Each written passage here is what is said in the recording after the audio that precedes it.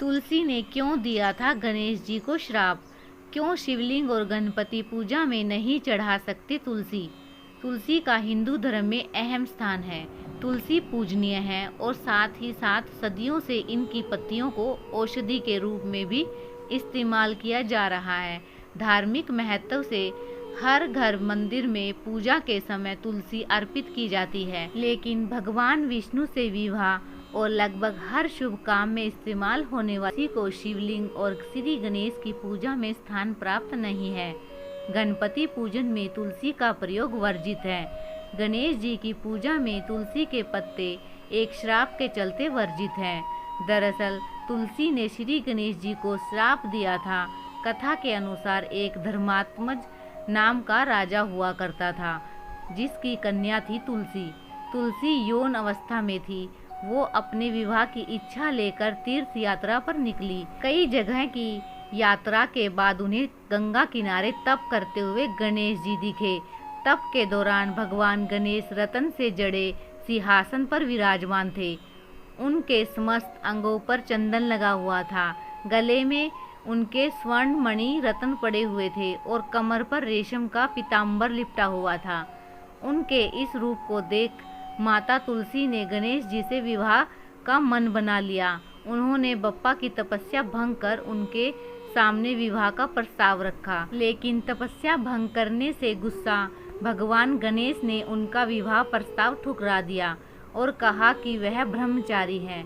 इस बात से गुस्साई माता तुलसी ने गणेश जी को श्राप दिया और कहा कि उनके 2 विवाह होंगे।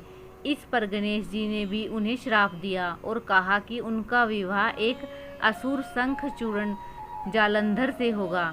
राक्षस की पत्नी होने का श्राप सुनकर तुलसी जी ने गणेश जी से माफ़ी मांगी। इस पर गणेश जी ने कहा कि ना तुम्हारा श्राप खाली जाएगा ना मेरा।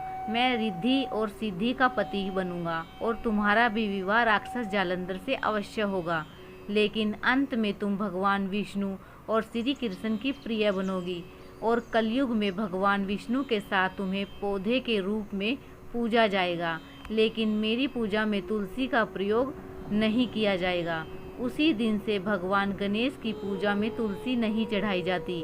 वहीं शिवलिंग पर भी तुलसी चढ़ाना वर्जित है। पौराणिक मान्यताओं के अनुसार जालंधर नाम का एक असुर था, जिसे अपनी पत्नी की पवित्रता और विष्णु जी के कवच की वजह से अमर होने का वरदान मिला हुआ था, जिसका फायदा उठाकर वह दुनिया भर में आतंक मचाता रहता। भगवान विष्णु और भगवान शिव ने उसे मारने की योजना बनाई थी। पहले भगवान विष्णु से जालंधर से अपना कृष्णा कवच मांगा, फिर भगवान विष्णु ने उसकी पत्नी की पवित्रता भंग की, जिससे भगवान शिव को जालंधर को मारने का मौका मिल गया। जब वृंदा को अपने पति जालंधर की मृत्यु का पता चला तो उसे बहुत दुख हुआ, जिसके चलते गुस्से में उसने भगवान शिव को श्राप दिया कि उन पर तुलसी की पत्ती कभी नहीं चढ़ाई जाएगी। यही कारण है कि शिव पूजन में तुलसी की पत्ती नहीं चढ़ाई जाती है। इसके अलावा भी तुलसी से जुड़ी कुछ मान्यताएं हैं। तुलसी के पौधे को घर के अंदर नहीं लगाया जाता। ऐसा कहा जाता है कि तुलसी के पति के मृत्यु के बाद भगवान विष्णु ने तुलसी को अपनी प्रिय सखी राधा की तरह माना था, इसलिए तुलसी ने उनसे कहा कि वे उनके घर जाना चाहती हैं, लेकिन भगवान विष्णु ने उन्हें मना कर दिया और कहा कि मेरा घर लक्ष्मी के लिए है, लेकिन मेरा दिल तुम्हारे लिए है। इस पर तुलसी ने कहा कि घर के अंदर ना सही बाहर तो उन्हें स्थान मिल सकता है, जिसे भगवान विष्णु ने मान लिया। तब से आज तक तुलसी का पौधा घर और मंदिरों के बाहर लगाया जाता है।